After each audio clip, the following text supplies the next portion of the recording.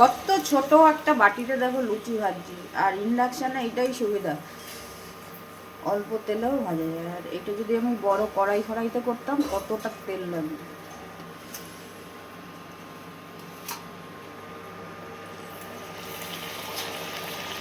কমিয়ে দিই।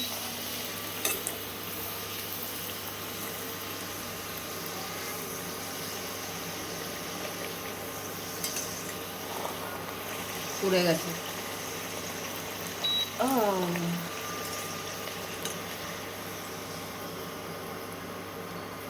একটু বেলতে হবে আরেকটু।